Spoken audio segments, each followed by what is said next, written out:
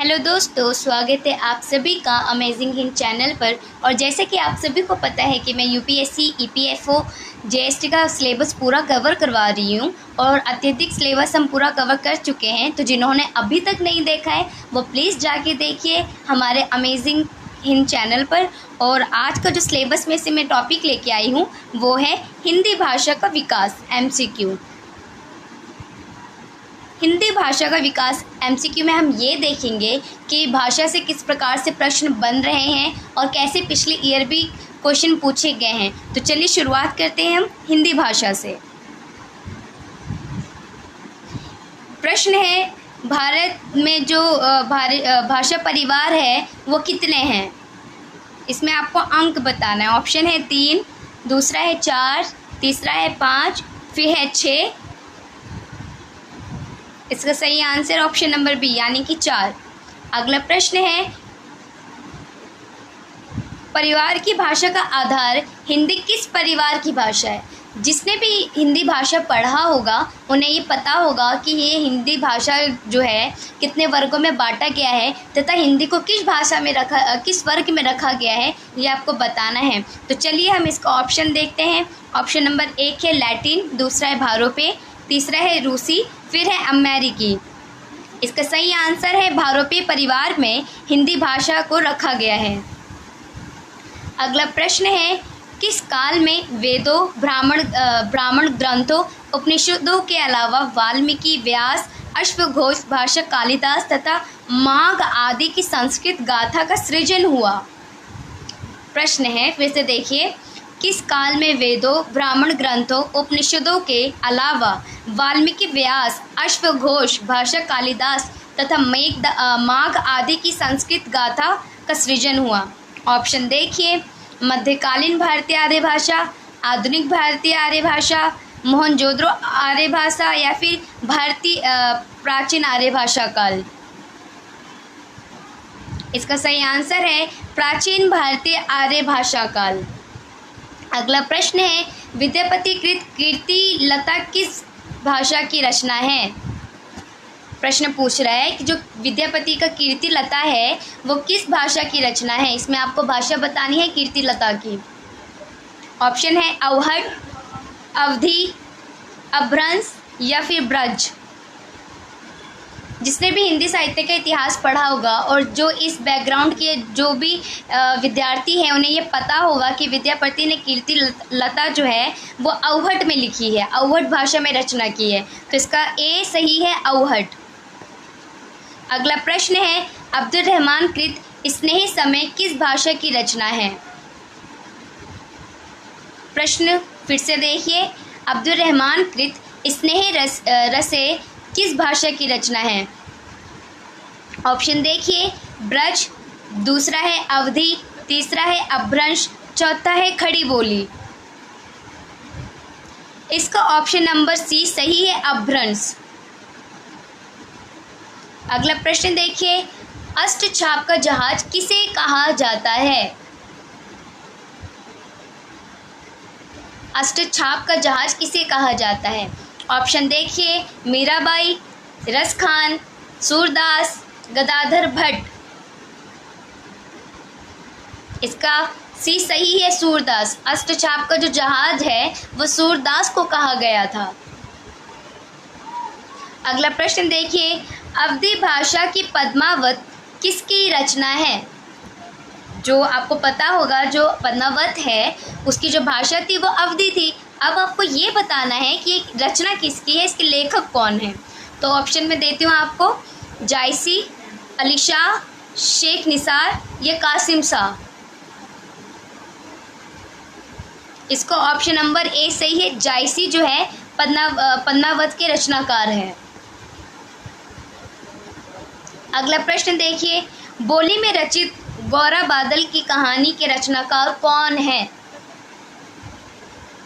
इसमें आपको रचनाकार बताना है। जो बोली में रचित गौरा बादल है उसकी कहानी के रचनाकार कौन है? ऑप्शन देखिए, मलुकदास, बी रजक, सी दादू, डी जटमल। इसका सही आंसर है डी यानी कि जटमल है। अगला प्रश्न है, आदिकाल के प्रमुख चिकित्सकों में शामिल है? ये आपको बताना है।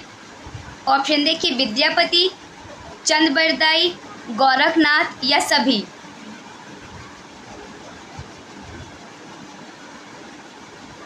ऑप्शन नंबर डी सही है, सभी जो है प्रमुख चिकित्सकों में शामिल है।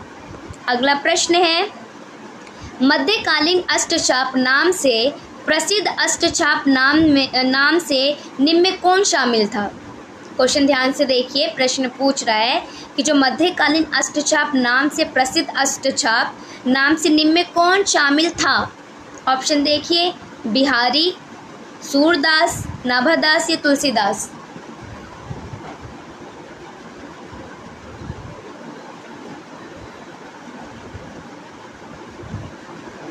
इसका सही आंसर है बी, यानी कि जो सूरदास है वो अष्टचाप नाम से प्रसिद्ध थे। अगला प्रश्न है, चकमक किस भाषा का शब्द है? अब आपको इसमें भाषा बतानी है। एक जो शब्द दिया है चकमक है वो किस भाषा का शब्द है? जैसे कि उत्तर है हमारे पास ऑप्शन में तुर्की, फारसी, अरबी, कारखाना। अब आप सोचिए कि जो चकमक है वो किस भाषा में आ सकती है? इसका उत्तर नंबर ए सही है, तुर्की। तुर्की का जो शब्द है वो है चकमक। अगला प्रश्न है, किस लेखक द्वारा सन 1804 में प्रेम सागर नामक आधुनिक हिंदी ग्रंथ गद्य का प्रथम ग्रंथ लिखा गया?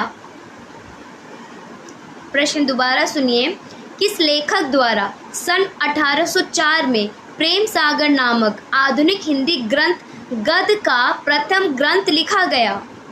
ऑप्शन है ए निराला, बी भारतेंदु हरिश्चंद्र, सी लल्लूलाल, डी चंद्रधर शर्मा गुलेरी। देखिए इसका सही आंसर क्या हो सकता है? ऑप्शन नंबर सी, यानी कि लल्लूलाल जो है प्रेम सागर नामक आधुनिक हिंदी ग्रंथ का गद्य प्रथम ग्रंथ लिखा गया था।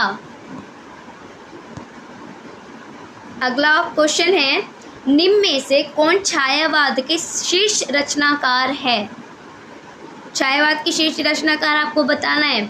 इसका ऑप्शन है सुमित्रा नंदन पंत, जयशंकर प्रसाद, सूर्यकांत त्रिपाठी निराला या उच्च में से सभी।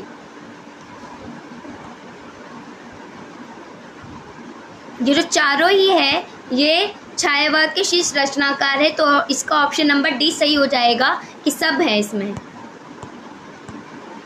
अगला प्रश्न है, कौरवी बोली और किस नाम से जानी जाती है? जो कौरव की बोली है वो किस नाम से जानी जाती है आपको बताना है। ऑप्शन देखिए, खड़ी बोली, मेवाती, मैथिली या फिर अवधी। इसका सही आंसर बी सही है, मेवाती। अगला प्रश्न देखिए, निम्न में से किसे ब्रज भाषा की उत्पत्ति होती है?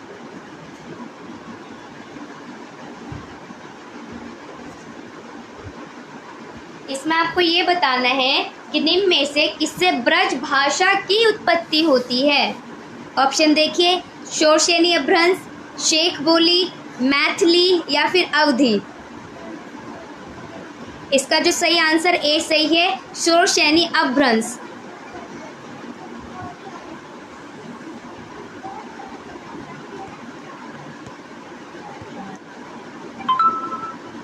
अगला प्रश्न है, बाबा नागार्जुन किस भाषा के लेखक थे? इसमें आपको नागार्जुन का बताना है कि वो किस भाषा के लेखक थे।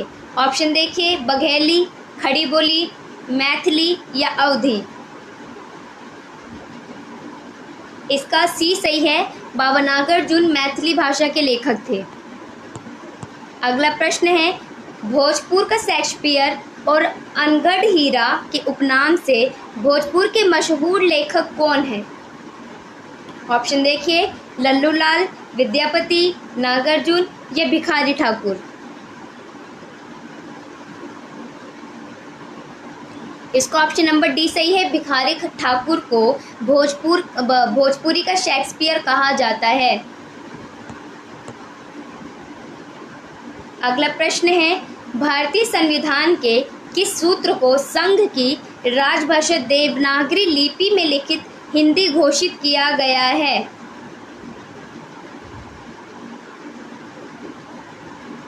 ऑप्शन देखिए, 343, बी 343(1), सी 343(2), डी 343(3).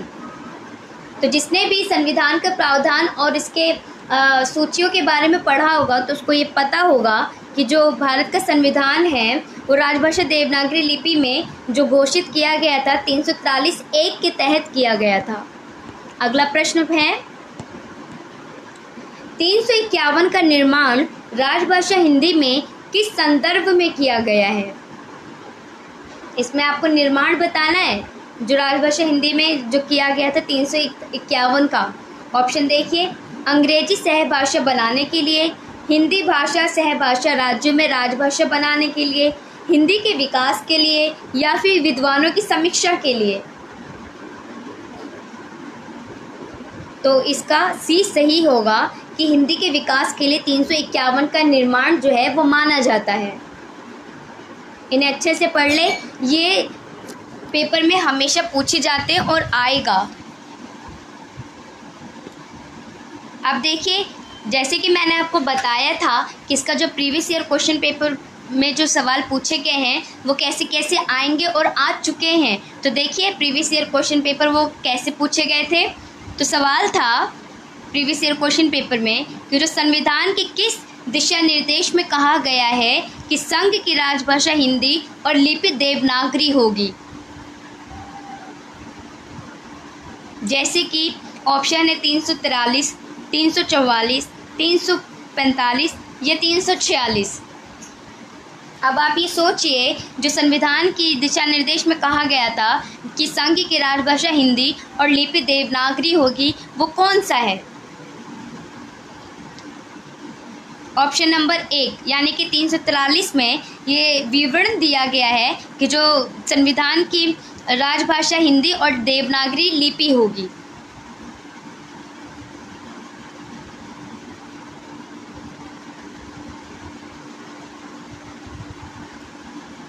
अगला प्रश्न है, हिंदी की देवनागरी लिपि में कुल कितने वर्णन हैं?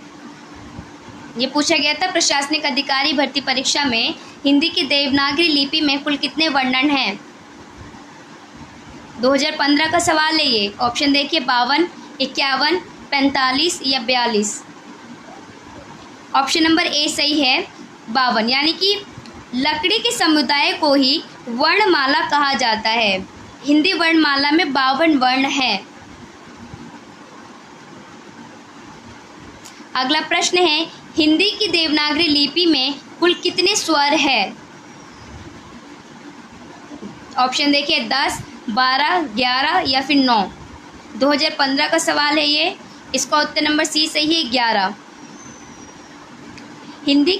हिंदी की देवनागरी लिपि में स्वरों की संख्या 11 है। जिन वर्णों के उच्चारण स्वतंत्र रूप से होते हैं और जो ग्रंथों के उच्चारण में सहायक होते हैं वे स्वर कहलाते हैं। 11 स्वर इस प्रकार है: अ, आ, ई, उ, री, ए, औ, औ। अगला क्वेश्चन है, हिंदी की देवनागरी लिपि में कुल कितने अनुस्वार है? अब आपको अनुस्वार बताना है। ऑप्शन 4, 3, 2, 1।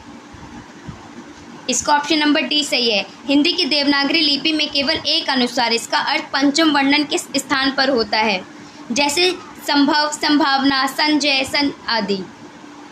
अगला प्रश्न है, हिंदी की देवनागरी लिपि में कुल कितने विसर्ग हैं? अभी आपने अनुस्वार बताया था, अब आपको विसर्ग बताना है। ऑप्शन देखिए, 4, 3, 2, 1। 2015 का ये प्रश्न है। इसका ऑप्शन नंबर डी सही है, 1। अगला प्रश्न है, हिंदी भाषा की उत्तराधिकारिणी है। ऑप्शन अवधी, ब्रज, देवनागरी या संस्कृत। इसका ऑप्शन नंबर डी सही है। जैसे कि आप देख सकते हैं, हिंदी की आदि जननी, उत्तराधिकारिणी भाषा संस्कृत है। संस्कृत पाली प्राकृतिक भाषा से हुई अपभ्रंश तक की समाप्ति, फिर अपभ्रंश अवहट से हुई और प्राचीन हिंदुस्तानी हिंदी का रूप लिया है।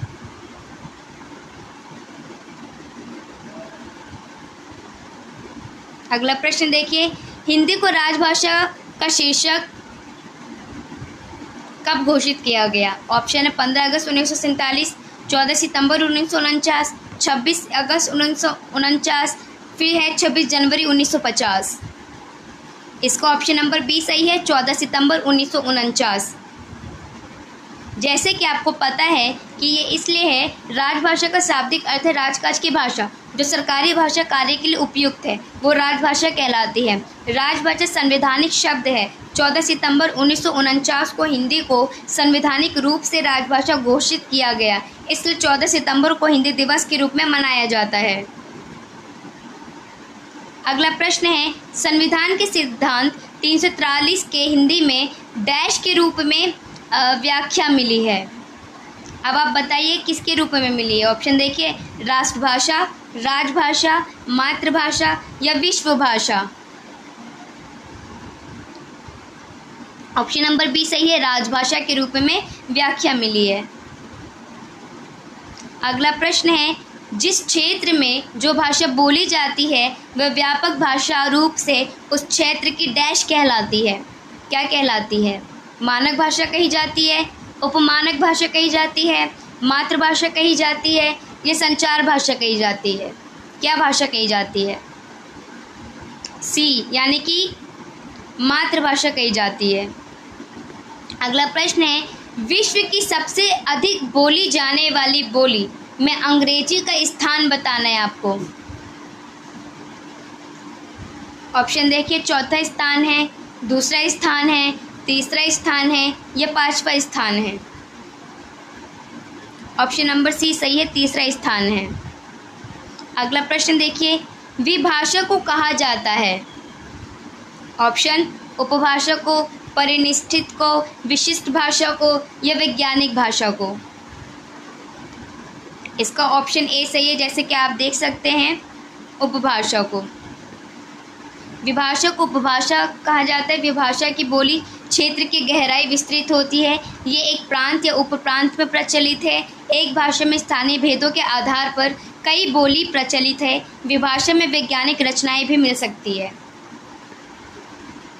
अगला प्रश्न है, छत्तीसगढ़ी बोली संबद्ध है। ऑप्शन देखिए, पूर्वी हिंदी में, पश्चिमी हिंदी में, राजस्थानी हिंदी में या पहाड़ी हिंदी में। इसका ऑप्शन नंबर ए सही है, पूर्वी हिंदी में। अगला प्रश्न है, मैथिली भाषा का केंद्र है। अब आपको केंद्र बताना है मैथिली भाषा का। ऑप्शन देखिए, तिरहुत, अयोध्या, गुरु जनपद या फिर लखनऊ। इसका ए ऑप्शन सही है, तिरहुत। अगला प्रश्न है, दादर भाषा का दूसरा नाम है। बलूची, ग्रीक, द्रविड़ या पेशाची। इसका ऑप्शन नंबर डी सही है, पेशाची। दादर भाषा का दूसरा नाम पेशाची है। अगला प्रश्न है, संस्कृत के मूल शब्दों में जो भाषा में प्रचलित है वे कहलाते हैं। ऑप्शन देखिए, तद्भव, विदेशी, तत्सम या फिर देशज। इसका उत्तर नंबर सी सही है, तत्सम कहलाते हैं।